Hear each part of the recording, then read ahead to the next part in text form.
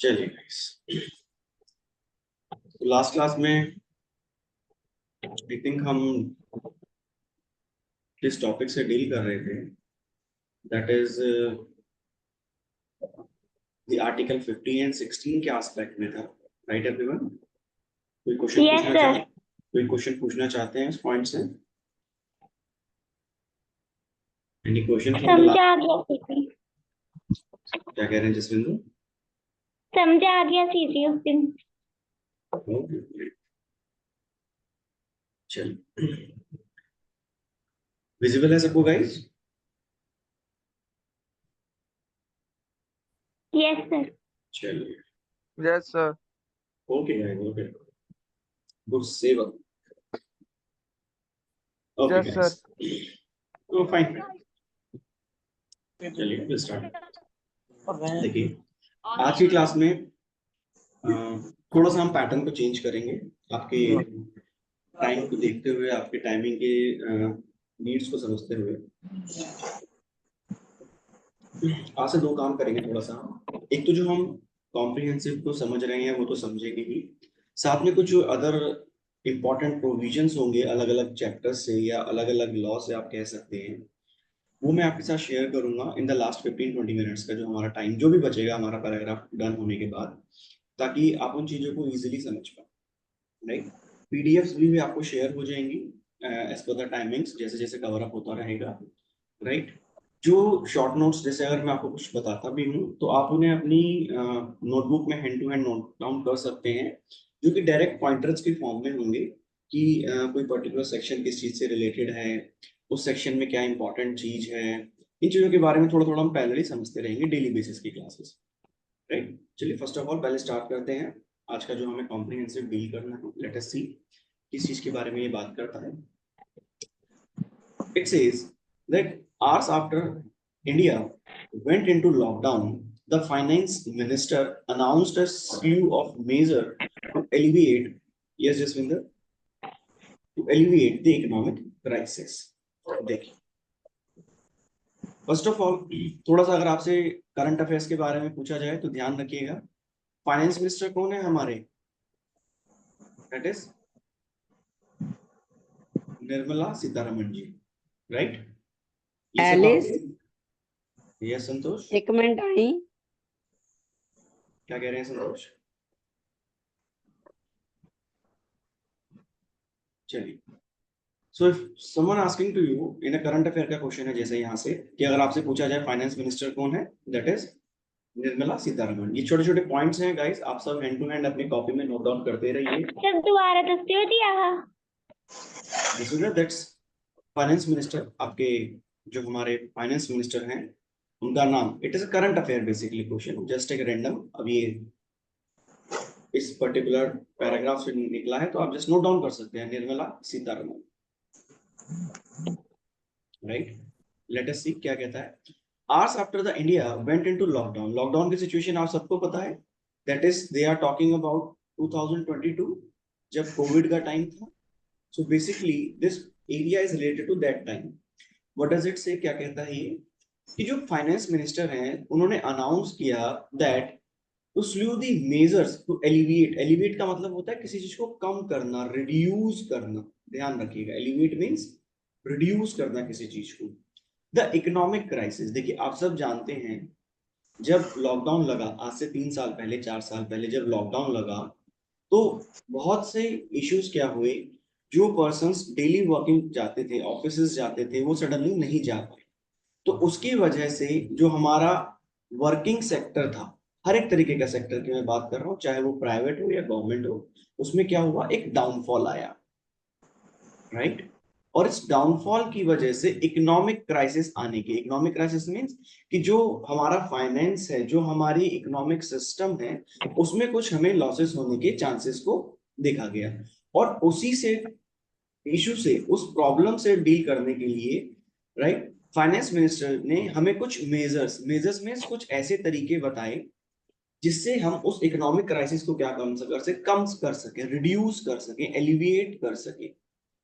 Alleviate, right, that means to reduce, reduce करना। Clear है? आगे बढ़ते हैं।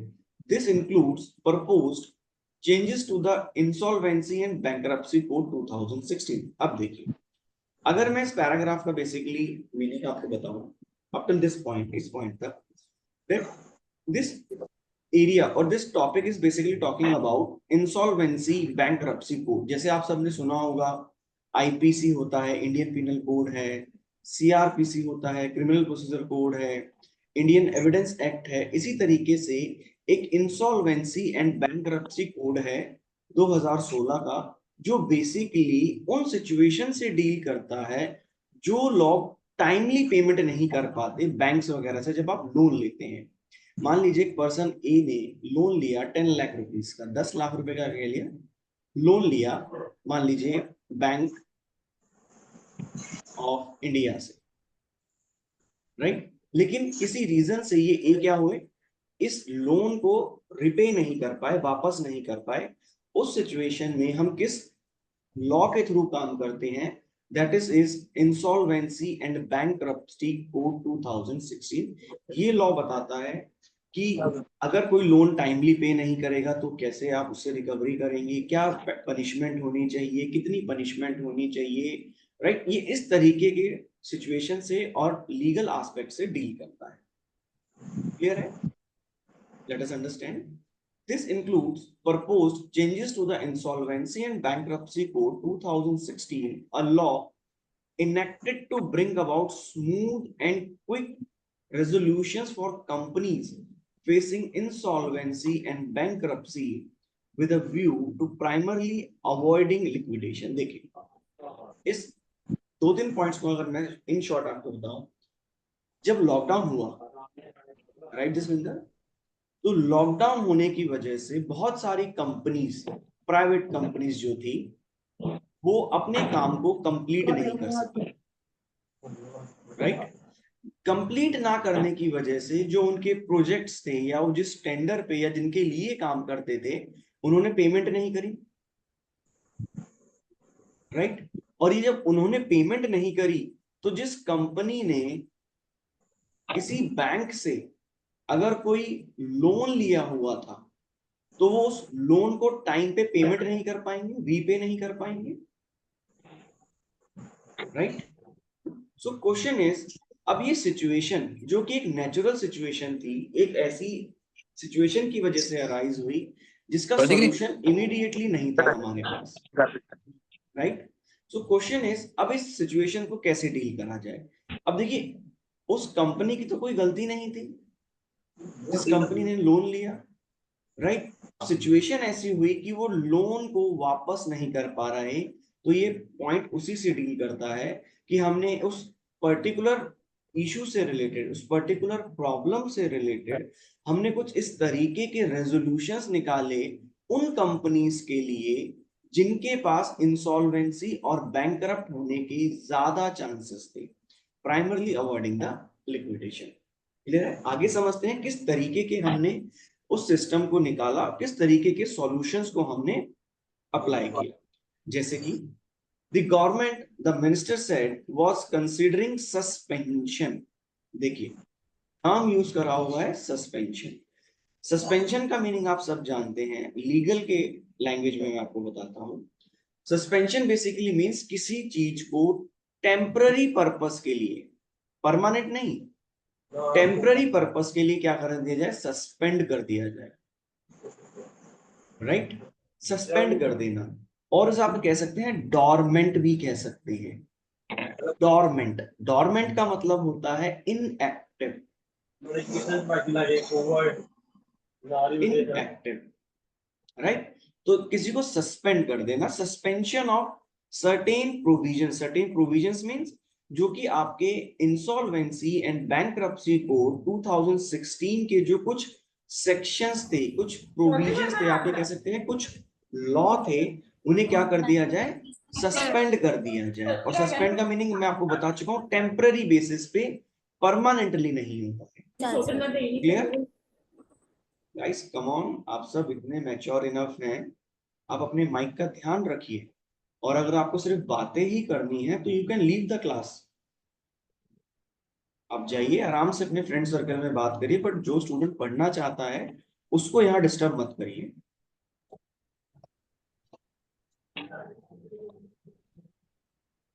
चलिए आगे बढ़ते हैं।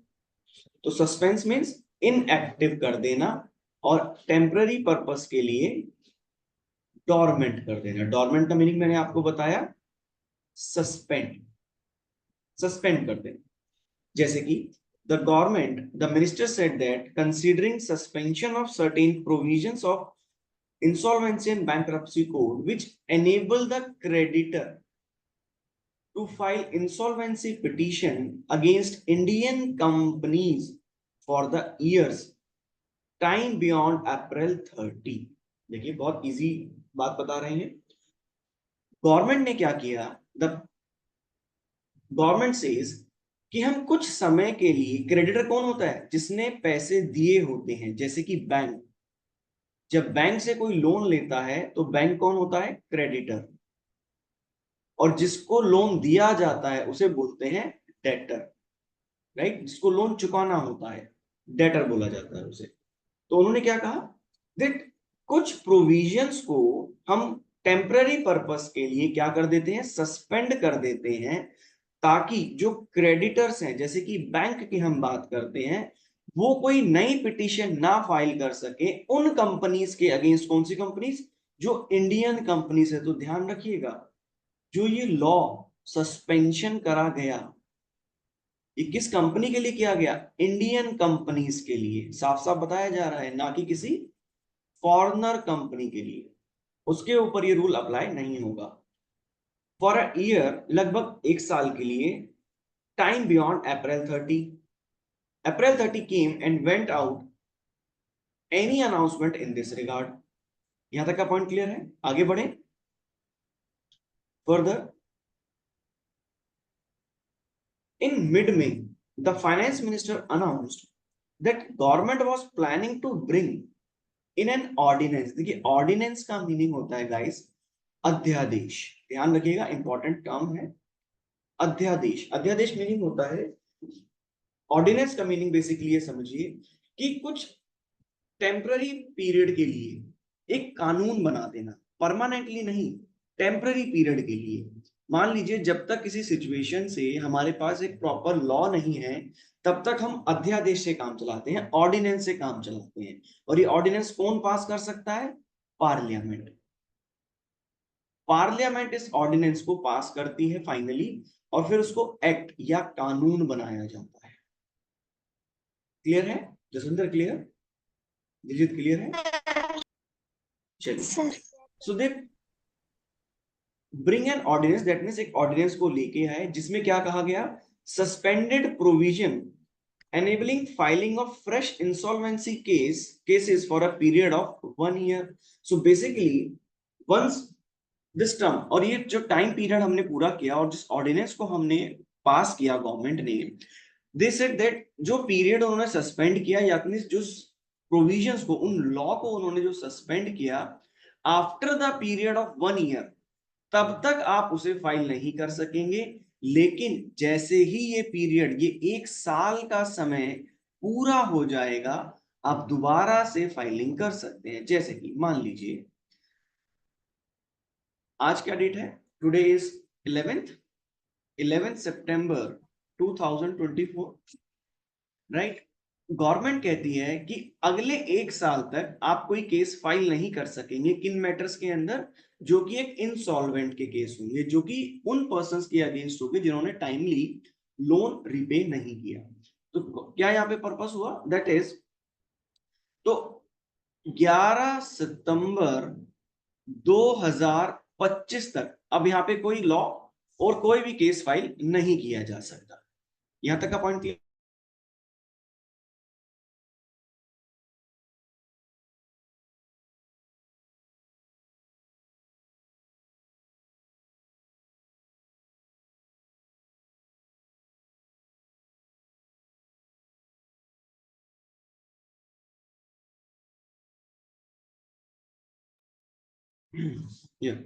सॉरी गाइस, नेटवर्क थोड़ा सा एरर हो गया था।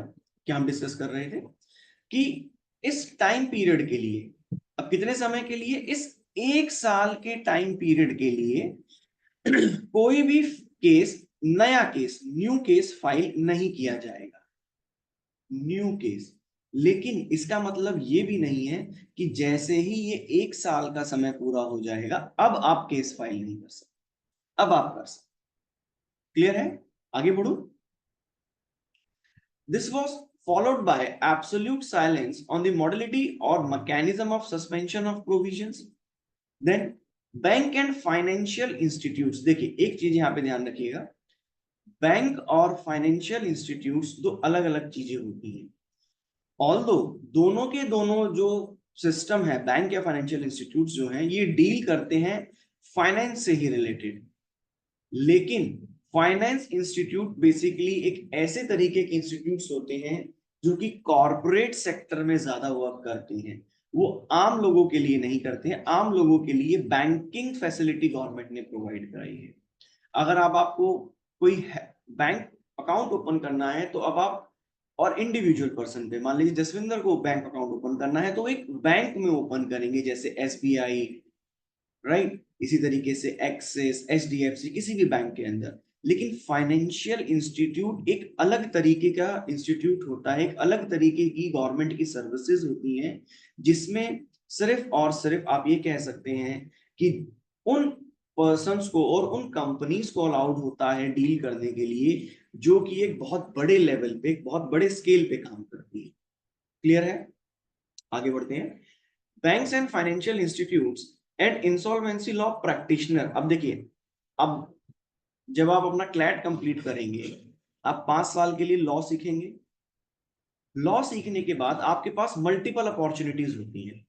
कुछ लोग जुडिशियल ऑफिसर बनना चाहेंगे, कुछ प्रैक्टिस करना चाहेंगे, राइट, कुछ दूसरी गवर्नमेंट सर्विसेज को फॉलो करेंगे, जैसे कि पब्लिक प्रोसिक्यूटर की होती है, CBI की सर्विसेज होती हैं, राइट।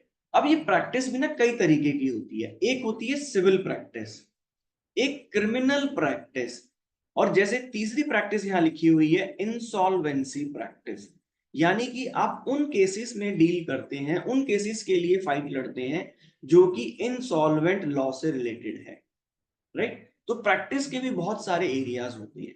तो यहाँ पे क्या इन्होंने कहा कि जैसे ही वो अनाउंसमेंट हुई तो जितने, यस उपासना,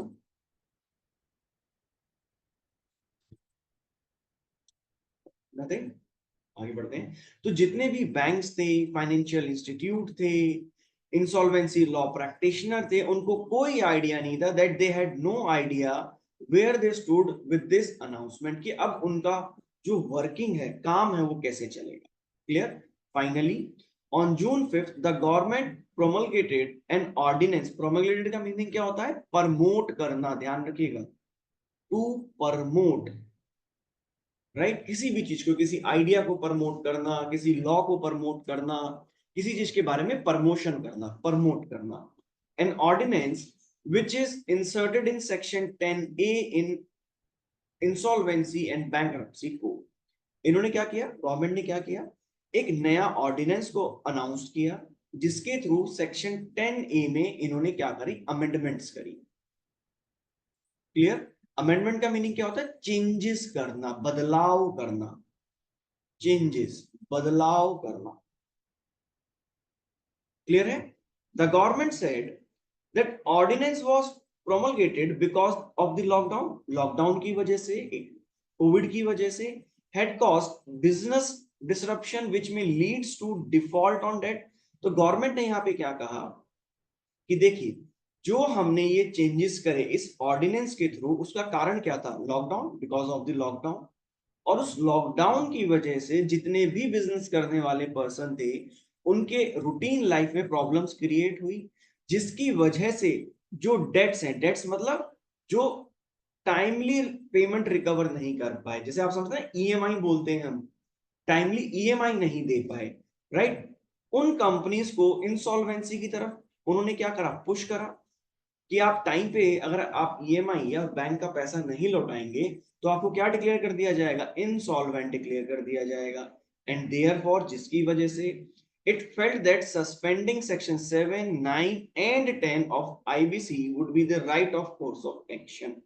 कि भाई उस वजह से हमने क्या किया, इन 3 सेक्शंस को क्या किया, सस्पेंड किया। अभी ऊपर आपने देखा था ना सस्पेंड का मीनिंग, तो क्या किया, टेम्पररी बेसिस पे उन्होंने उसको, उस पर्टिकुलर लॉ को, उस पर्टिकुलर सेक्शंस को उन्होंने सस्पेंड किया। Clear? Now let us see क्या कहते हैं।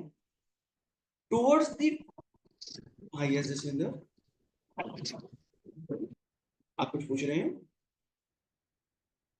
Towards that and section 10A provides, देखिए क्या कहता है section 10A, that no application for initiation of corporate insolvency resolution process of corporate debtor shall be file. देखिए अब थोड़ा सा ना लीगल लैंग्वेज को यूज करा गया है। सबसे पहले समझिए,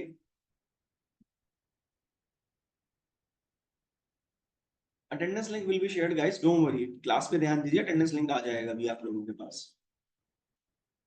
क्या कहता है सेक्शन 10A में, इन्होंने क्या कहा, लॉ बनाया गया, वो अध्यादेश, वो ऑर्डिनेंस दिया गया कि कोई भी एप्लीकेशन फाइल नहीं करी जाएगी, इनिशिएट नहीं करी जाएगी, इनिशिएट मींस फाइल करना, स्टार्ट करना, of corporate insolvency. Corporate means जो कंपनीज के अगेंस्ट। अब मान लीजिए एक कंपनी है जिसका नाम है XYZ limited, private limited.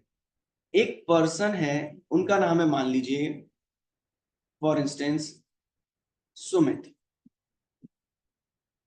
Sumit ने भी एक बैंक से लोन लिया और उस कंपनी ने भी एक बैंक से लोन लिया। तो लॉ क्या कहता है, क्या कंपनी के खिलाफ कार्रवाई नहीं कर सकते, या इस पर्सन के खिलाफ, जो इंडिविजुअल पर्सन है उसके खिलाफ नहीं कर सकते? तो लॉ क्या कह रहा है, no application for initiating of corporate insolvency, यानी कि इस कंपनी के अगेंस्ट आप नहीं कर सकते, लेकिन इस पर्सन के अगेंस्ट, किसी पर्सन ने इंडिविजुअली लोन लिया है अपनी पर्सनल रिक्वायरमेंट को, अपनी पर्सनल जरूरतों को फुलफिल करने के लिए, तब आप कर सकते हैं। क्लियर है? आगे बढ़ू? Sir sir resolution the meaning की होगा जी। किसका मीनिंग पूछा आपने? Resolution resolution, solution. इट्स हाँ रेजोल्यूशन, जी। It's resolution. रेजोल्यूशन मींस एक तरीके का प्रस्ताव, प्रस्ताव पास करना, कि अब हम ये डिसाइड करते हैं कि आज से ऐसा नहीं करेंगे। क्लियर है? Yes sir. क्लियर? आगे बढ़ते हैं। Let us see now, for any default, किस डिफॉल्ट के लिए, किस लोन के लिए नहीं करा जा सकता? ऐसे लोन जो कि 25 मार्च 2020 के बाद से हुए हैं, डेट हुआ है, रिकवरी नहीं हुई है, for a period of 6 months or such further period not exceeding 1 year। देखिए ये कंप्लीटली एक सेक्शन 10 की लैंग्वेज है। ये सेक्शन 10A इंसॉल्वेंसी लॉ क्या कहता है कि अगर एक पर्सन ने, कंपनी ने कोई लोन लिया, वो लोन 25 मार्च 2020 के बाद से या उस दिन से चुकाया नहीं गया, उसकी किस्तें नहीं चुकाई गई, कितने समय के लिए? 6 महीने के लिए, या फिर उस पीरियड के लिए जो आपको बताया जाएगा, या फिर 1 साल से ज्यादा नहीं होना चाहिए। क्या लिखा हुआ है? नॉट एक्सीडिंग, 1 साल से ज्यादा ना हो। क्लियर है? For this period as may be notified, this means this provision shall remain suspend. कितने समय के लिए सस्पेंड रहेगा? 25 मार्च से सितंबर 25 तक। दैट मीन्स 6 महीने के लिए इनिशियली हमने क्या करा, उनको सस्पेंड करा, कि आप इस दौरान अगर किसी कंपनी ने कोई लोन रिपे नहीं करा है, आप उस पर किसी भी तरीके की लीगल या कोई भी कानूनी कार्रवाई नहीं कर सकते। आगे क्या कह रहा है, unless extended for another 6 month which would extended the suspension period, it just simply says 25 मार्च 2020 को उन्होंने अलाउड किया और मैक्सिमम समय 1 साल तक का था, तो मैक्सिमम समय इन्होंने कितना कह दिया? 25 मार्च 2021, 1 साल का समय लिखा हुआ है ना, नॉट एक्सीडिंग 1 ईयर। क्लियर? आगे बढ़े? Yes sir. However, this provision to the section states that no application for insolvency resolution shall be ever file. देखिए सेक्शन 10A के अंदर क्या कहा गया कि 1 साल तक फाइल नहीं कर सकते, लेकिन ये कहीं नहीं बताया गया कि कभी भी फाइल नहीं कर सकते। Clear? No application ever be file, ऐसा नहीं बताया गया। किसके अगेंस्ट? उस कंपनी के अगेंस्ट, कॉर्पोरेट डेटर के अगेंस्ट जिन्होंने लोन लिया था, for default occurring during the suspension period. Simple C says यहाँ पे क्या कह रहे हैं कि हम आपको सिर्फ 1 साल तक का समय दे रहे हैं। 1 साल तक के समय में आपने अगर लोन चुकाया नहीं, कोई बात नहीं, हम आपके अगेंस्ट किसी भी तरीके का लीगल एक्शन नहीं लेंगे। लेकिन अगर आपने ये 25 मार्च 2021 के बाद से चुकाना नहीं शुरू करा, तब आपके खिलाफ एक लीगल कार्रवाई करी जा सकती है। क्लियर है? आगे बढ़े। While the main section of section 10A suspend the application for a limited period, limited period means एक पर्टिकुलर समय के लिए, 1 साल के लिए सस्पेंड करी जा रही है। लिमिटेड पीरियड हमारा कितना है यहाँ पे? मैक्सिमम 1 ईयर का है। यहाँ पे लिखा हुआ है ना, नॉट एक्सीडिंग 1 ईयर। तो लिमिटेड पीरियड कितना हुआ हमारा? इस 1 साल तक। आगे बढ़े, चलिए लेट अस सी, आगे बढ़ते हैं। The proviso enlarge the scope to provide complete amnesty application to the main provision under exceptional circumstances. देखिए एमनेस्टी का मीनिंग समझिए। सबसे पहले एमनेस्टी का मीनिंग होता है political crime. Forgive, sorry, complete meaning है इसका फॉरगिव। दैट मींस किसी भी पॉलिटिकल क्राइम को आपने क्या किया? माफ कर दिया, फॉरगिव कर दिया। एमनेस्टी का क्या मीनिंग होता है?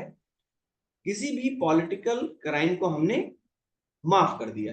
तो जैसे कि गवर्नमेंट ने जब ये कहा कि आप अपना पैसा रिकवर नहीं कर सकते, अपने डेट को रिकवर नहीं कर सकते, तो एक तरीके का पॉलिटिकल क्राइम ही तो है भाई। पहले आपने कहा कि पैसे दे दो, लोन दो, लोगों को, कंपनीज को लोन दो।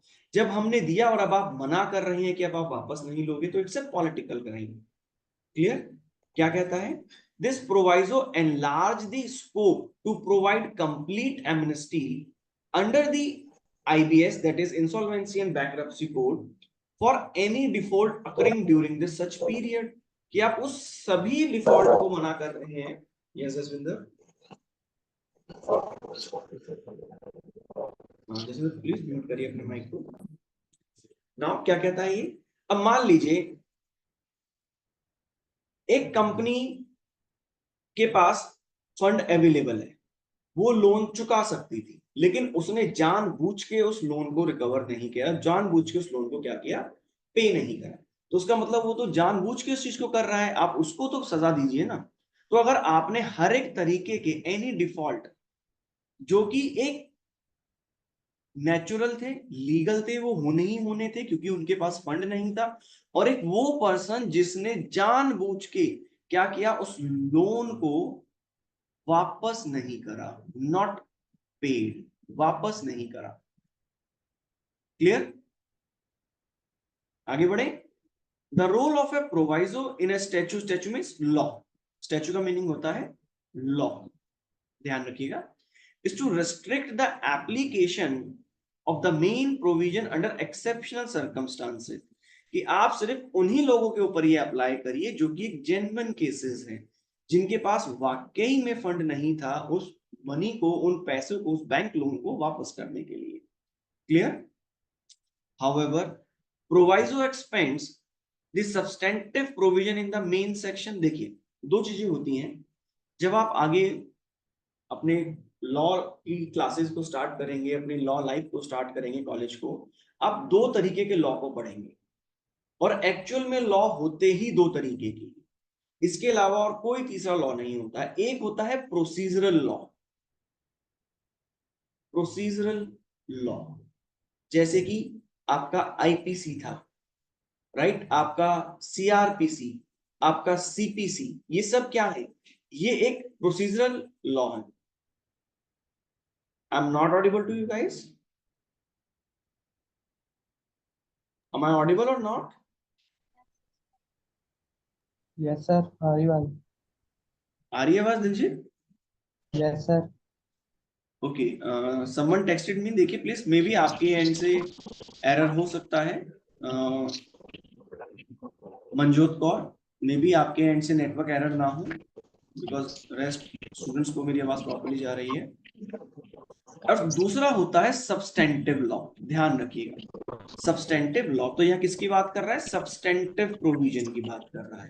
तो अब आप कोई भी लॉ पढ़ेंगे इन फ्यूचर, आने वाले 5 साल के लिए, ये दो ही तरीके के लॉ होंगे। एक आपका होगा प्रोसीजरल लॉ, एक आपका होगा सब्सटेंटिव लॉ। दोनों में क्या डिफरेंस है अभी कोई कंसर्न नहीं है, बिकॉज थोड़ा सा डीपली टॉपिक है यहाँ पे। क्लियर? लेकिन आगे बढ़ते हैं further. The main provision is unclear. क्या कह रहा है? The main provision is unclear. वो कंप्लीटली नहीं बता रहा है कि किसके ऊपर वो लॉ एप्लीकेबल होगा और किसके ऊपर वो लॉ एप्लीकेबल नहीं होगा। But a proviso may be given to explain its true meaning. देखिए, जब भी कोई सेक्शन बनाया जाता है, कोई लॉ बनाया जाता है, एक उसका मेन पार्ट होता है, एक उसका प्रोवाइजो होता है, राइट? अगर आप मेन पार्ट में फॉल नहीं कर रहे, दैट मीन्स जिस चीज को आप ढूंढ रहे हो, जिस लीगल पॉइंट को आप ढूंढ रहे हो, वो आपके मेन पार्ट में नहीं है, तो वो आपके प्रोवाइजो में फॉल कर जाता है, वो आपके प्रोवाइजो का हिस्सा माना जाता है, उसका पार्ट माना जाता है। क्लियर? लेकिन होगा इन दोनों में से ही कहीं एक, या तो मेन पार्ट में होगा या फिर प्रोवाइजो के अंदर होगा। दूसरी चीज मैं आपको बताता हूं, अगर मेन पार्ट के अंदर कोई लॉ बनाया गया, कोई भी लॉ, और प्रोवाइजो में उसका अपोजिट लिखा गया है, कोई रीजंस होंगे लिखने के उसके, ऐसा नहीं है कि रैंडमली हमारा मन के और हमने लिख दिया, उसके अपने कुछ रीजंस हैं। तो हमेशा ध्यान रखिएगा, आप हमेशा प्रोवाइजो को ही मानेंगे, उसी को प्रायोरिटी देंगे, मेन पार्ट को नहीं देंगे। प्रोवाइजो होते हैं आपके एक्सेप्शंस, राइट? और आप कह सकते हैं special situation, special situation. Clear है? तो हमेशा प्रोवाइजो को प्रायोरिटी दी जाती है, अगर प्रोवाइजो में कुछ ऐसा नहीं है तो मेन पार्ट को दी जाएगी। आगे बढ़िए।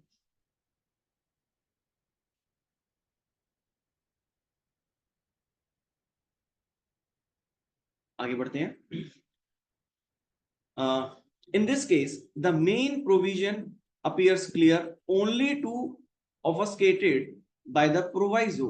देखिए, obfuscated का मीनिंग होता है गाइस नॉट क्लियर, जो कि कंप्लीट नहीं है, कुछ आधी अधूरी बातें बता रहा है, क्लियर बातें नहीं कर रहा है। क्लियर? ऑब्फस्केटेड बोला जाता है, ऑब्फस्केटेड बाय द प्रोवाइजो। क्या कह रहा है? इन दिस केस, इस पर्टिकुलर केस के अंदर, the main provision appears clear. जो मेन पार्ट है क्या है? वो क्लियर है। मैंने अभी आपको बताया दो पार्ट होते हैं एक लॉ के अंदर, एक मेन का पार्ट जो कि क्लियरली बता रहा है, and not to be obfuscated by the proviso. But proviso जो है वो क्लियर नहीं है, it is not clear. Then the proviso further does not appear to be legally tenable. इसी के साथ साथ क्या बताया गया कि एक तो ये क्लियर नहीं है, और दूसरा ये बताया जा रहा है जो प्रोवाइजो है आप उसे legally tenable, that means legally किसी पर्सन पे बाउंड नहीं कर सकते, किसी पर्सन के अगेंस्ट उस लॉ को यूज नहीं कर सकते। Clear? So as a creditor still approach the court, and as a bank and financial FIs means financial institutes can be still approach debt recovery tribunal। देखिए इन्हें क्या बोला जाता है? DRT बोलते हैं। कई बार शॉर्ट में पूछा जाता है DRT की फुल फॉर्म क्या है? DRT की फुल फॉर्म है आपकी डेट रिकवरी ट्राइब्यूनल्स। क्लियर है? तो कुछ ऐसे लॉ हैं, जैसे ये इंसॉल्वेंसी और बैंकरप्सी कोड है, इसके जो मैटर होते हैं वो नॉर्मल कोर्ट्स में नहीं जाते हैं, ये ट्राइब्यूनल में लड़े जाते हैं। और कौन से ट्राइब्यूनल? जैसे डेट रिकवरी, DRT इंपॉर्टेंट है, ध्यान रखिएगा, कई बार फुल फॉर्म पूछी जाती है, DRT की फुल फॉर्म क्या है? इसको डेट रिकवरी ट्राइब्यूनल बोलते हैं। The protection given by this proviso seems illusory, कि जो हमें प्रोटेक्शन प्रोवाइड कराई गई जो हमें सेक्शन 10A के अंदर बेसिकली बताया गया वो कैसा है, एक इल्यूजन है, कंप्लीट नहीं है, क्लियर नहीं है। क्लियर? यहां तो कोई डाउट गाइस इस पॉइंट पर? Anyone has any doubt up till this point? आगे बढ़े? चलिए जस्ट गिव मी 1 सेकेंड, मैं एक बार आपका लिंक शेयर कर देता हूं गाइस, आपका attendance link. Just give me 1 minute.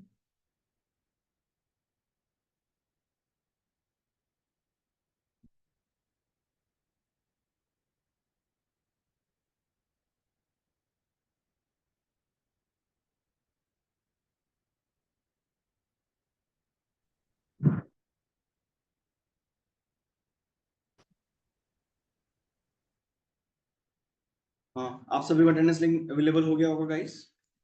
Please unnecessary का चैट बॉक्स में रिप्लाई मत करिएगा, अदरवाइज ये डिसअपीयर हो जाएगा। अटेंडेंस लिंक आप सबके आ चुका है, आप अपनी अपनी अटेंडेंस मार्क्स कर सकते हैं। आगे बढ़ते हैं। Now let us see the comprehensive in answer format क्या कहता है ये।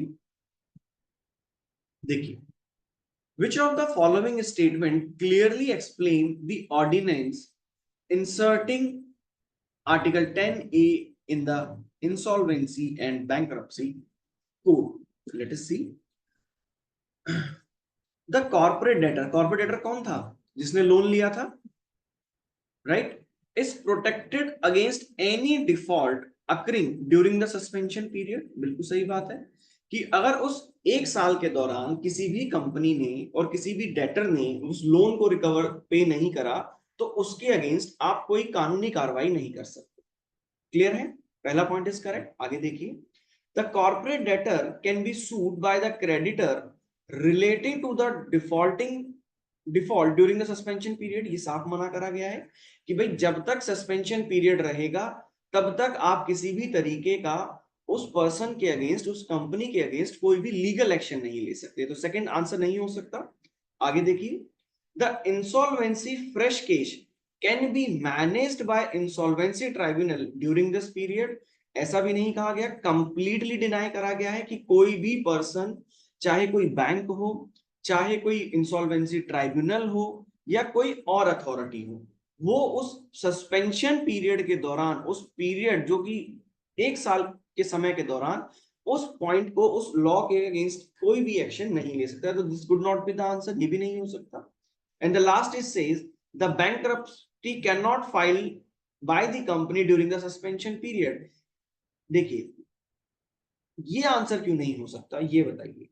The bankruptcy cannot be filed by companies during the suspension period. Answer is a, is it in your front, आपके सामने आंसर है, लेकिन आंसर डी क्यों नहीं है? समझिए दैट जिस भी कंपनी की या जिस भी पर्सन की हम बात कर रहे हैं, this law is not apply upon that person. Clear? उसके ऊपर ये अप्लाई नहीं है, रादर उन पर्संस पे है। किस पे है? क्रेडिटर पे है, जिसको वो पैसे, वो अपनी मनी रिकवर करानी थी। इसीलिए ये आंसर नहीं होगा। अगर यहां पे डेटर होता तब आपका आंसर ए और डी हो सकता था। यहां तक का पॉइंट क्लियर है? आगे बढ़ो। Let us see why the author believes that the proviso mentioned in the ordinance is obfuscated. Obfuscated का मीनिंग मैंने आपको बताया ना, that it is not clear, right? तो ऑथर को ऐसा क्यों लगता है जो ये प्रोवाइजो बताया गया इस ऑर्डिनेंस के थ्रू क्लियर नहीं है, वो आधी अधूरी बातें कर रहा है? ऐसा क्यों? जैसे कि that creditor can still approach the courts against the company. बिल्कुल जा सकता है। क्रेडिटर को सिर्फ 1 साल तक नहीं जा सकता, लेकिन उसके बाद जा सकता है। आगे देखिए, the bank and financial institute can still the date recovery tribunal. बिल्कुल जा सकते हैं, लेकिन कब? 1 साल के बाद, after the period of 1 year. Further, the proviso must be explained by substantial meaning and elaborations. That means कि जो प्रोवाइजो के अंदर जो लॉ एक्सप्लेनेशन दी गई, जो लॉ बताया गया, वो एक सब्सटेंशियल मीनिंग था, उसका कोई इफेक्टिव, कोई उसका इतना रोल नहीं था जितना हम उस पर्टिकुलर पीरियड के लिए मान रहे थे। So this is again then answer. So your answer must be D. यहां पे आपका आंसर डी ही होगा। Your answer must be D because, और एक लास्ट क्लास में भी, आई थिंक लास्ट या लास्ट क्लास में मैंने आपको बताया था, अगर आप कंप्लीटली श्योर हैं कि आपके दो आंसर्स हैं और थर्ड ऑप्शन आप चेक करना चाहे कर सकते हैं, नहीं अदरवाइज डायरेक्टली चेक करिए फोर्थ ऑप्शन, क्या ऑल ऑफ द अबव है या सिर्फ बोला गया ए और बी, ए एंड बी इस तरीके से। अगर आप किसी भी दो ऑप्शंस में श्योर हैं तो डायरेक्टली चेक करिए, टाइम वेस्ट बिल्कुल मत करिए। ऑल ऑफ दी अगर है तो उस पर क्लिक टिक करिए और अपना नेक्स्ट क्वेश्चन पे मूव कर जाइए। क्लियर है जसविंदर? कमलजीत क्लियर है?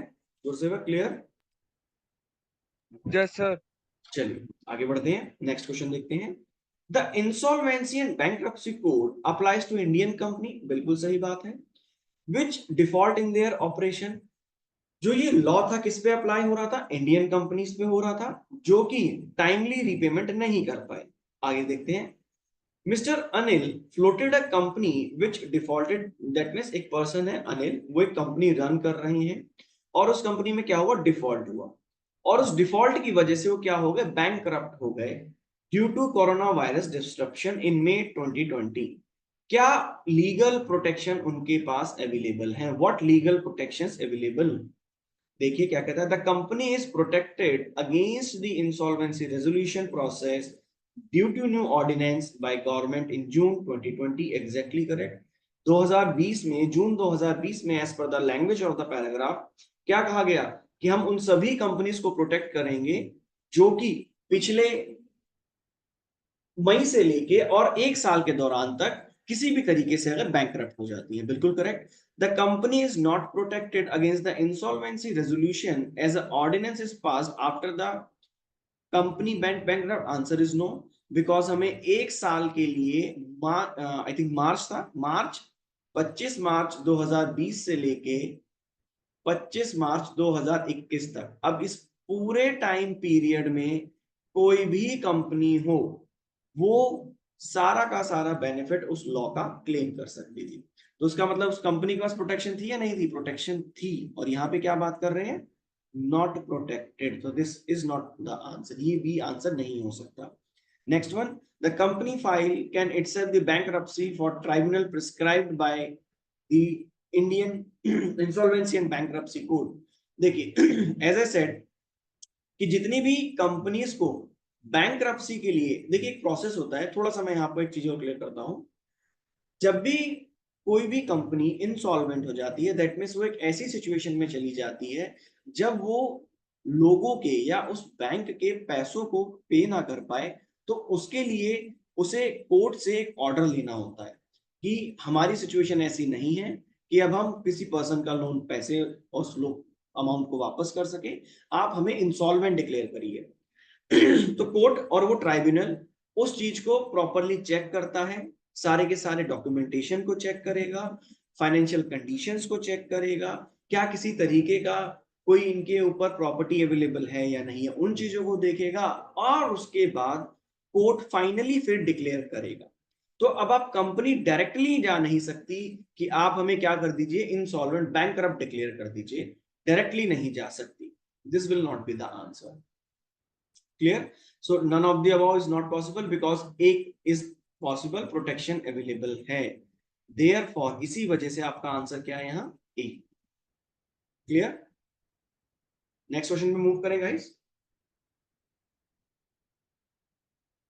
आगे देखते हैं क्या कहता है। What kind of ideology the government is following for the Indian companies according to the passage? कि भाई जो गवर्नमेंट ने रूल्स एंड रेगुलेशन बनाए उस एक साल के पीरियड के लिए, उससे गवर्नमेंट का क्या आप देख सोच समझना चाहते हैं या क्या उस पॉइंट को निकालना चाहते हैं कि गवर्नमेंट क्या एक्चुअली में कह रही है? Dilpreet please unmute yourself and ask your question. जो भी आपको डाउट्स है अनम्यूट करिए, पूछ सकते हैं आप। जैसे कि the protectionist strategy citing the lockdown corona pandemic and losses of business, बिल्कुल सही बात कही। गवर्नमेंट उन बिजनेस को सेव करना चाहती थी लॉकडाउन की वजह से या उस कोरोना पेंडेमिक की वजह से, बिल्कुल करना चाहती थी। आगे, अवर्टिंग द इकोनॉमिक मेल्टडाउन, अवर्टिंग मींस उस चीज को कम करना, रिड्यूस करना। क्लियर? तो सबसे पहले पैराग्राफ में आई थिंक ये पॉइंट बताया गया है दैट गवर्नमेंट ने कुछ ऐसे अनाउंसमेंट किए, फाइनेंस मिनिस्टर ने कुछ ऐसे अनाउंसमेंट किए जिसके थ्रू आप इकोनॉमिक क्राइसिस को, जो कि एक फाइनेंशियल इंस्टीट्यूट के साथ या उन क्रेडिटर्स के साथ जो कि उस कंपनी से रिलेटेड थे, उनको क्या करा जा सके, कम करा जा सके। So this will again an answer. And further again I am saying all of the above है और आपके दोनों आंसर मैच कर रही हैं। दैट्स व्हाई इस प्रोसेस को आपको, attendance link is already shared guys in a group, already shared, or otherwise just wait for the end of the class, आपको share हो जाएगा।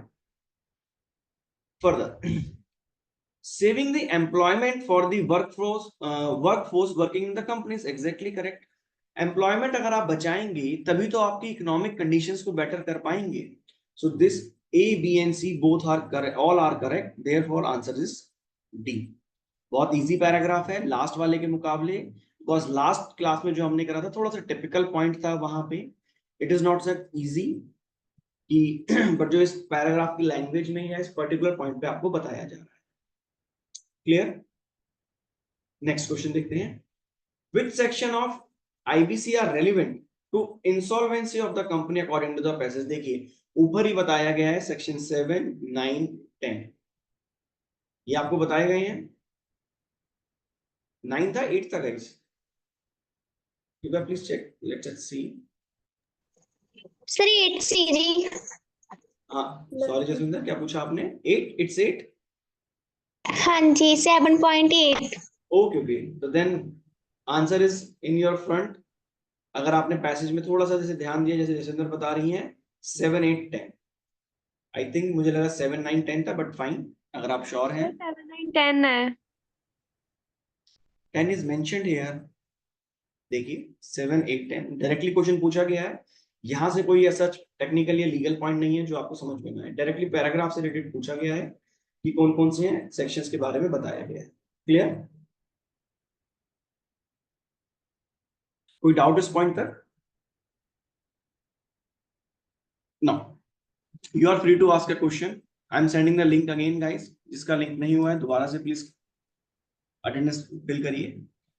अदरवाइज मुझे आपको सेकंड चीज जो हम डिस्कस कर रहे थे स्टार्टिंग में ही, थोड़ा सा कुछ एडिशनल भी हम आज कवर अप करेंगे पैराग्राफ्स के और कॉम्प्रिहेंशंस के अलावा, जो कि बहुत ही इंपॉर्टेंट एरिया रहेगा आपके पेपर के एस्पेक्ट में।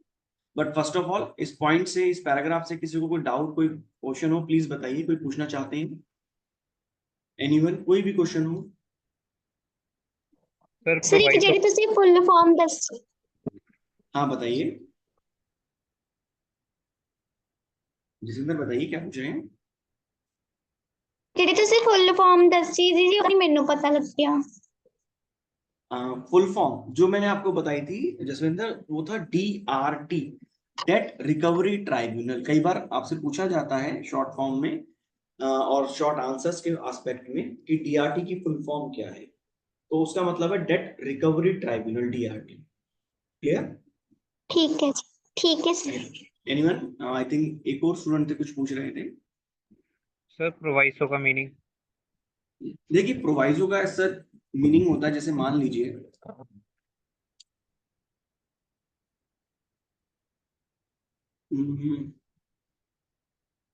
प्रोवाइजो होता है निखिल एक तरीके की एक्सेप्शन, जैसे कि आपको स्कूल जाना है, राइट, बट स्कूल में आपने कुछ मिसबिहेव किया, नेक्स्ट डे आपको स्कूल में तब बुलाया जाएगा जब आपके पेरेंट्स आ जाएंगे। तो जब तक आपके पेरेंट्स नहीं आएंगे तब तक आपको स्कूल में अलाउड किया जाएगा? No sir. तो एक्सेप्शन क्या हुई? पहले अपने पेरेंट्स को बुलाइए, then you are allowed.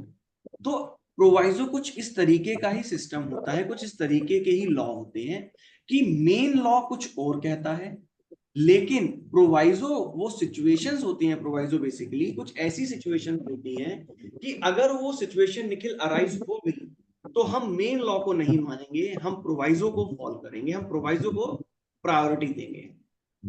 Clear है? Yes sir. चलिए, एनीवन एल्स और बताइए।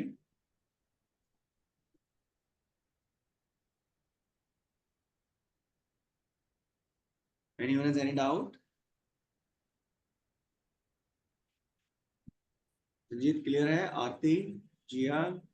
सर 16 सम रिपीट करिए 16 क्वेश्चन। Question number 16, sure.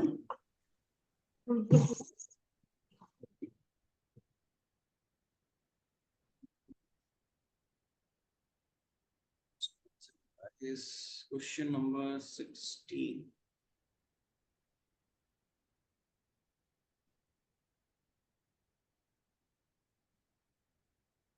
ये क्या कह रहे हैं question number 16? Which of the following statements clearly explain ordinance, जो कि सेक्शन 10A में इनकॉर्पोरेट यानी कि इंसर्ट करा गया। क्या कह रहा है? दैट कॉर्पोरेट डेटर, जिस कंपनी ने लोन लिया था उन्हें हमने प्रोटेक्ट किया अगेंस्ट एनी डिफॉल्ट। बिल्कुल सही बात है। अगर डिफॉल्ट मींस जब वो कोई लोन पे नहीं कर पाए, रीपे नहीं कर पाए, occurring during the suspension period. उस एक साल के सस्पेंशन पीरियड के दौरान जब तक उस लॉ को हमने क्या किया, सस्पेंड कर दिया था। सर क्वेश्चन इशू हो रहा। डन?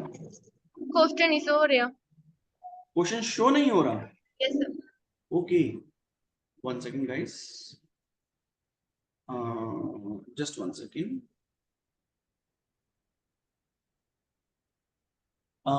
नाउ विजिबल है?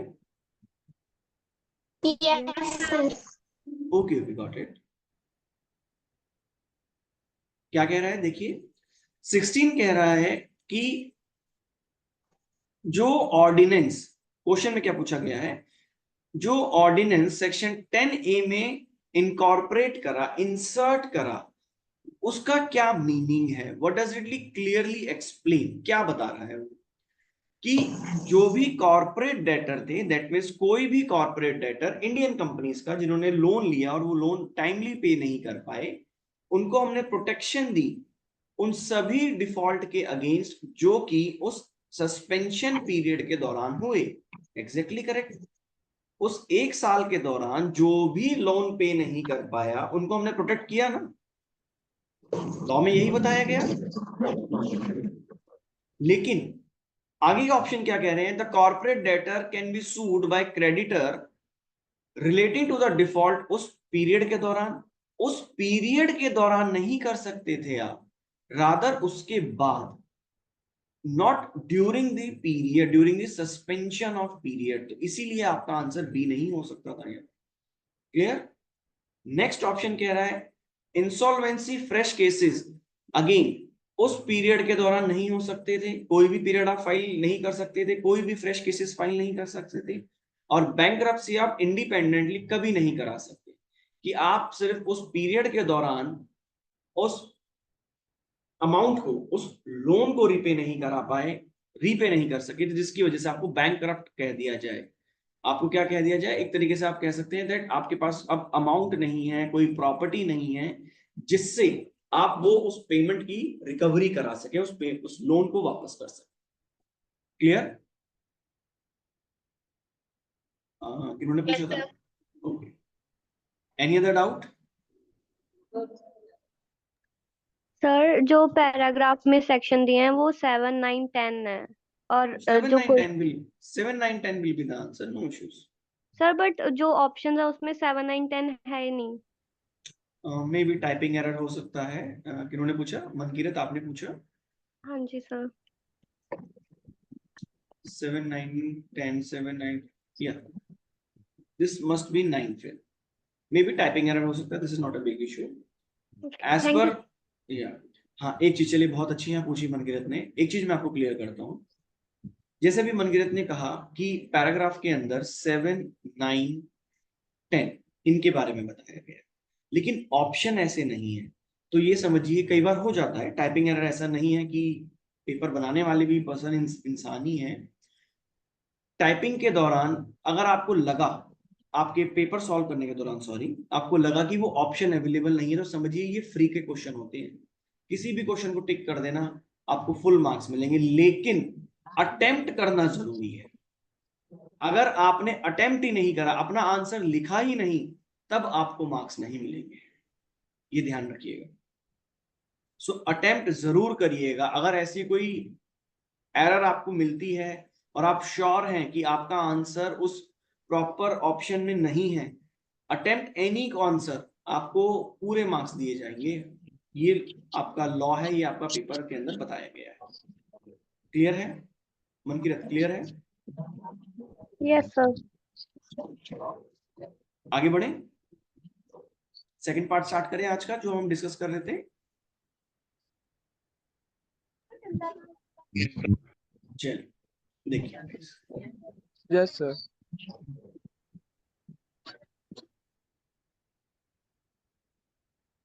Just hold a second.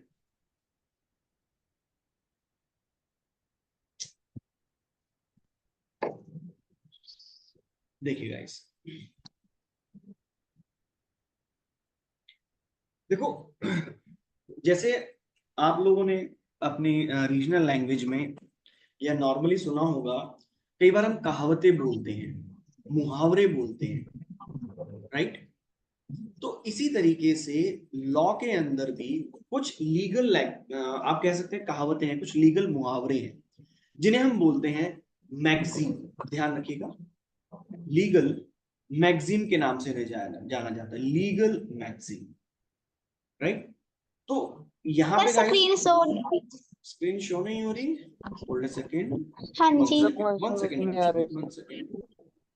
I hope so अब हो रही होगी। Yes sir. चलिए, तो मैं आपसे कह रहा था, जैसे कुछ मुहावरे होते हैं, हम अपनी रीजनल लैंग्वेज में या जर्नली आपने कई बार सुना होगा एक दूसरे से मुहावरे बोलते हुए, तो इसी तरीके से कुछ लीगल मैगजीन्स होती हैं, आप कह सकते हैं लीगल मुहावरे। क्लियर है? तो अब मैंने यहाँ पे आपको, देखिए वैसे तो ये बहुत सारी हैं, ऐसा नहीं है कि सिर्फ ये जो स्क्रीन पे शो हो रही हैं आपको 100 ही है, नॉट एट ऑल, ऐसा बिल्कुल नहीं है, राइट? ये वो 100 लीगल मैगजीन आप और मुहावरे कह सकते हैं, जो चांस बहुत ज्यादा है, बहुत हाईली प्रोबेबल है कि क्वेश्चंस पूछे जाएंगे। क्लियर है? बट ऐसा नहीं है कि सिर्फ ये 100 ही हैं, इनका नंबर बहुत ज्यादा है, बट ये 100 मोस्ट इंपॉर्टेंट है, आप ये कह सकते हैं। क्लियर? अभी करनी कैसे है ये ध्यान रखिएगा। देखिए, आपसे कई बार पूछा जाएगा कि इस पर्टिकुलर मैगजीन का क्या मतलब है, राइट? या फिर ये पर्टिकुलर मैगजीन किस लॉ से रिलेटेड है, ऐसे कुछ क्वेश्चंस के बारे में आपसे पूछा जाएगा। अब थोड़ा सा आपको यह टिपिकल लगेगा, बिकॉज इसकी लैंग्वेज बहुत ये इटालियन और रोमन लैंग्वेज में बनाई गई है। क्लियर? और इसी लैंग्वेज में ही पूछा जाएगा, प्रॉब्लम ये भी है। तो कैसे इसको आप याद करना है? देखिए, 100 मैगजीन्स हैं ये, मैं ये बिल्कुल नहीं कहूंगा कि आप आज ही इनका प्रिंट आउट लें या अपनी नोट पैड में जब भी आप यूज करते हैं आप इसे इमीडिएटली याद करना शुरू कर दीजिए, ऐसा बिल्कुल मत करिए। डेली की डेली टारगेट बनाइए, 5-10 जितनी भी आप बनाना चाहते हैं, राइट? उनको पढ़िए। सोचना नहीं है कि इसका क्या और क्यों, जो मीनिंग है आपके सामने अवेलेबल है, अभी मैं आपको रीड आउट करके भी दिखाऊंगा, लेकिन क्यों है इससे आपका कोई सवाल नहीं होना चाहिए कि ऐसा हुआ क्यों, बिकॉज ये डायरेक्ट पूछे जाने वाले सवाल हैं। जैसे कि सबसे पहला पॉइंट क्या बताया गया, एब इनिशियो, राइट? तो एब इनिशियो का क्या मीनिंग होता है? फ्रॉम द बिगिनिंग, स्टार्ट से। क्लियर? जैसे कि this meaning is that something is valid and applicable from very start और फ्रॉम द बिगिनिंग। अब देखो एक छोटा सा एग्जांपल देता हूं। इंडियन कॉन्ट्रैक्ट एक्ट, आप लोगों ने शायद नाम सुना होगा, मे बी। कॉन्ट्रैक्ट एक्ट कहता है कि अगर आपको किसी पर्सन के साथ कॉन्ट्रैक्ट करना है, किसी तरीके का कॉन्ट्रैक्ट करना है, मान लीजिए ए और बी को प्रॉपर्टी सेल परचेज करनी है, तो क्या क्या कंडीशंस होनी चाहिए? एक ए है, एक बी है। इंडियन कॉन्ट्रैक्ट एक्ट कहता है दोनों ही पार्टीज, जो खरीदने वाली और बेचने वाली पार्टीज हैं, वो क्या होनी चाहिए, मेजर होनी चाहिए। मेजर का मतलब क्या है, it is not a army, मैं कोई डिफेंस की रैंक नहीं कह रहा हूं, 18 साल से ज्यादा का होना चाहिए। क्लियर है। एक कंसेंट का कॉन्सेप्ट होता है, ये कंसेंट का कॉन्सेप्ट गाइस मैंने समर कैंप में भी बताया था, ये होनी जरूरी है। साउंड होना चाहिए, साउंड मतलब वो इतना कैपेबल हो कि वो अपने बेनिफिट के लिए, अपने अच्छे के लिए सोच सके। क्लियर। साउंड माइंड, अनसाउंड नहीं होना चाहिए, मेंटल स्टेट नहीं होनी चाहिए। तो ऐसे कुछ ना कंडीशंस हमें दी हुई है, अगर ये कंडीशंस आप फुलफिल नहीं करोगे तो आप कॉन्ट्रैक्ट नहीं कर सकते। क्लियर। अब देखो वॉइड एब इनिशियो से मैं आपको कंपेयर करना सिखा रहा हूं, बस किस तरीके से आप करेंगे। अब मान लो ए ने उस लॉ की सारी कंडीशंस फुलफिल करी, वो 18 साल से ऊपर का भी था, राइट, साउंड माइंड भी था। क्लियर। और उसकी कंसेंट जो थी बिल्कुल फ्री कंसेंट थी, उसने अपनी इच्छा से उस काम को किया। अब बी है, बी एक साउंड पर्सन है, क्लियर, मेंटल नहीं है, उसने कंसेंट भी दी, लेकिन उसकी उम्र 18 साल से कम है, मान लो लेस देन 18 ईयर। आज ए और बी के बीच में कॉन्ट्रैक्ट हो, जैसे कि टुडे इज 11 सितंबर,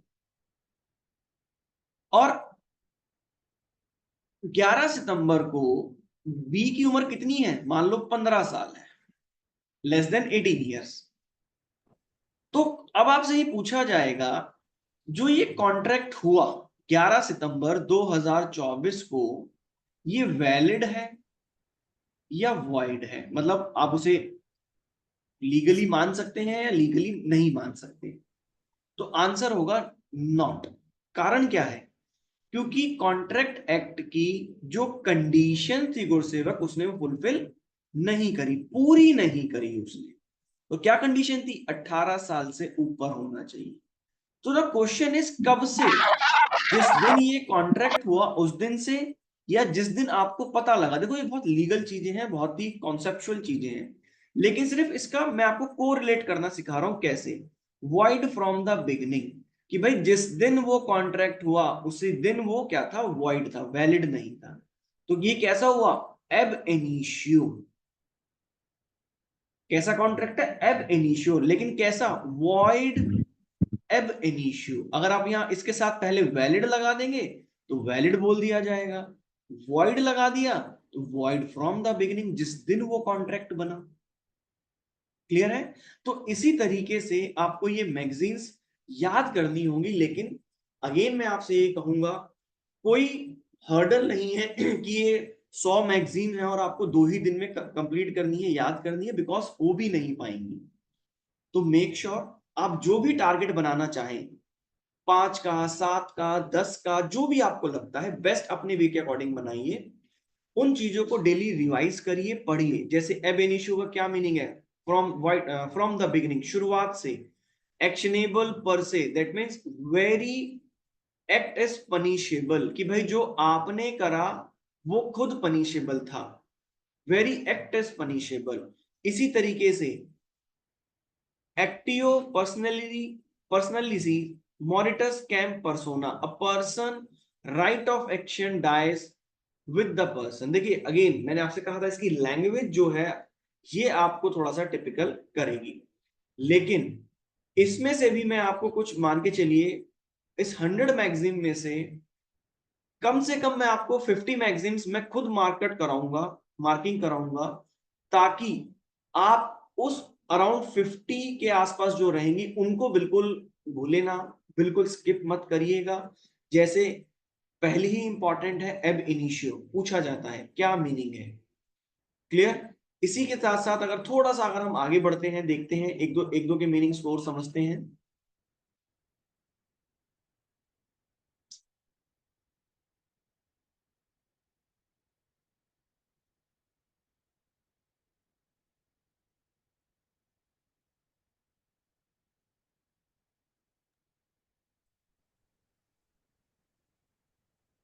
विजिबल है गाइस आप सभी को। चलो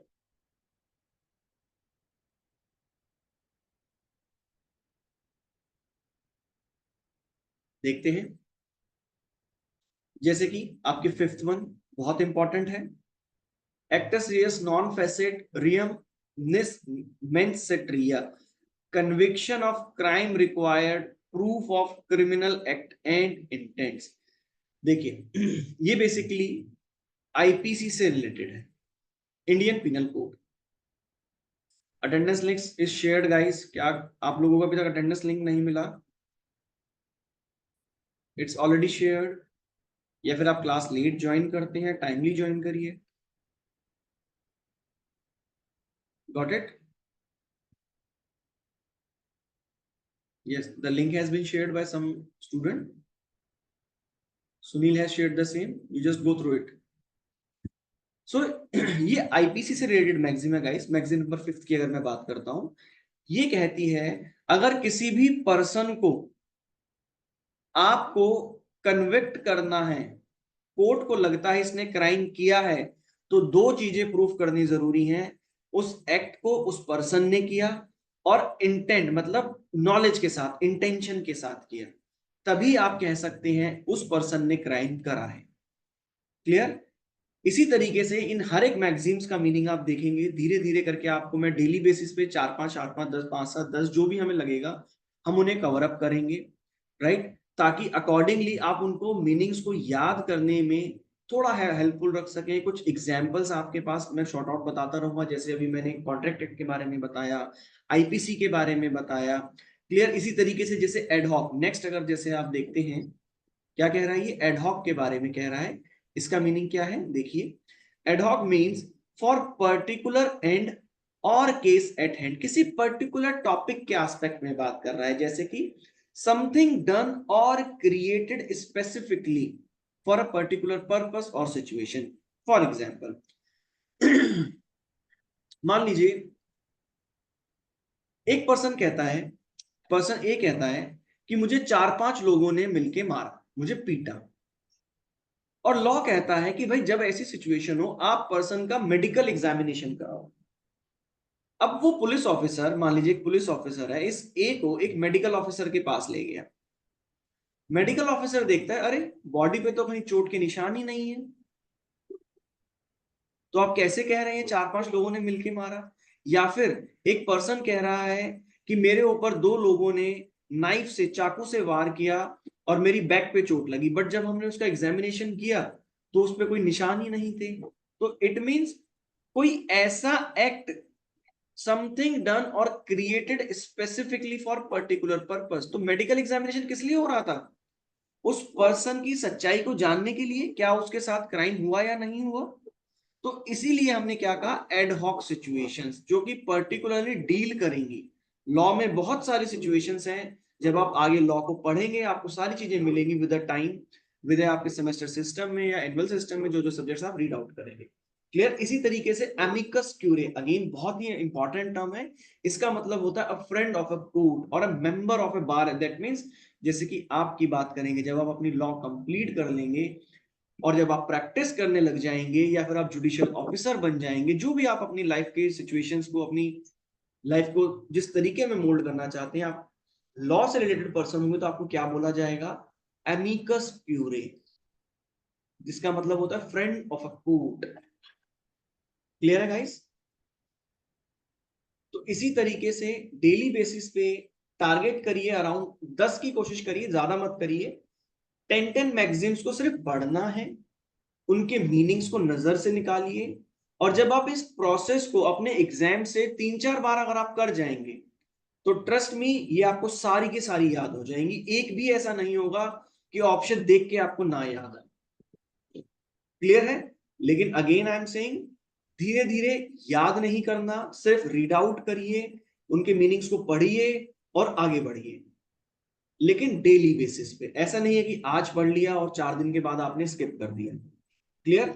मैं इस पीडीएफ को आपके साथ शेयर कर रहा हूँ गाइस, आप लोगों के ग्रुप में। जस्ट गिव मी 1 मिनट, ताकि बाद में स्किप ना हो।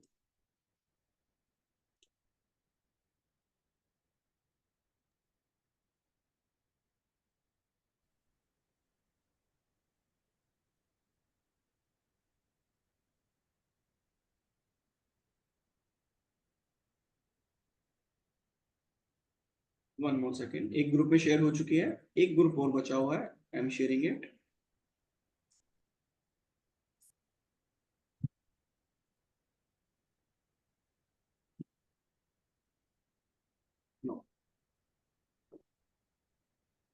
सो दोनों ग्रुप्स में हमने शेयर कर दिया गाइस जी मैंने, राइट। रिस्पेक्टेड जो भी हमारे नोडल टीचर्स हैं ग्रुप में अभी ज्वाइन है, क्लास में ज्वाइन है, it's a request to all of you, please आप ये अपने अपने कंसर्न स्टूडेंट्स को जो क्लैट के क्लासेस लगा रहे हैं, आप उन्हें प्लीज ये पीडीएफ प्रोवाइड कराइए, ताकि ये अकॉर्डिंगली उनका प्रिंट आउट लेके या जैसे भी वो अपने नोट पैड्स में या जिस तरीके भी फॉर्मेट को यूज करना चाहते हैं वो अकॉर्डिंगली उस चीज को अपने पास एक डाटा के फॉर्म में रख पाएंगे। क्लियर है? एंड आफ्टर लाइक 2-3 दिन के बाद हम डेली बेसिस पे इस काम को करेंगे। कुछ मैगजीन्स जो डेली इंपॉर्टेंट होंगी, जैसे आज मैंने 2-3 बताई हैं, आज आप इनका प्रिंट आउट्स अपने पास रखिए या अपनी कॉपी में नोट डाउन करिए, ताकि एटलीस्ट उनको आप धीरे धीरे प्रॉपरली याद कर पाए। रेगुलर बेसिस पे कुछ इसी तरीके के नोट्स होंगे या इंपॉर्टेंट अपडेट्स होंगे, मैं आपको डेली शेयर हो जाएंगे आपको। आफ्टर द डन जो हम पैराग्राफ करने के बाद जो भी हमारे पास समय बचेगा, हम उन पॉइंट्स को यूटिलाइज करते हुए, समय को यूटिलाइज करते हुए उन पॉइंट्स पे डिस्कशन करेंगे। क्लियर? यस जसविंदर, क्या पूछ रहे हैं बताइए। सर किसी को फॉर्म किया है, साढ़े पास फॉर्म किया है। जसविंदर आपकी आवाज थोड़ी ब्रेक हो रही है, क्या पूछ रहे हैं आप? सर जेडीसी फॉर्म साढ़े वो भी शेयर कर दिया गया है, I am sharing it right now. आप अपने रिस्पेक्टिव नोडल टीचर से वो लिंक ले सकते हैं जिसपे आपको क्लैट का फॉर्म फिल करना है, लिंक। और आज का जो लीगल मैगजीन का कॉन्सेप्ट था वो मैंने आपको शेयर कर दिया। और बताइए क्या पूछे हैं जसविंदर। सर ਅਸੀਂ ਸਰ ਨੂੰ ਅੱਜ ਕਿਹਾ ਸੀ, ਉਹ ਸਾਰੇ ਕਹਿ ਰਹੇ ਸੀ ਵੀ ਸਾਡੇ ਕੋਲ ਫਾਰਮ ਨਹੀਂ ਆਇਆ। जसविंदर मुझे आपकी आवाज थोड़ी सी ब्रेक होके आ रही है, क्या पूछ रहे हैं आप? सर ਅਸੀਂ ਅੱਜ ਆਪਣੇ ਸਰ ਨੂੰ ਪੁੱਛਿਆ ਸੀ, ਉਹ ਕਹਿੰਦੇ ਸਾਡੇ ਕੋਲ ਇਹ ਲਿੰਕ ਨਹੀਂ अभी आया जस्ट मैंने फॉर्म शेयर किया है, अभी अभी जसविंदर जस्ट अभी शेयर किया है मैंने। आपके टीचर से अगर कल मीटिंग होगी तो आप उनसे ले सकते हैं। It's already shared, I have just shared with you. Jaswinder ਤੁਹਾਡਾ ਸਕੂਲ Okay, ਕਿਹੜਾ ਹੈ sir. ਬੇਟਾ? GSO school Longowal. ठीक है। Any other doubt guys?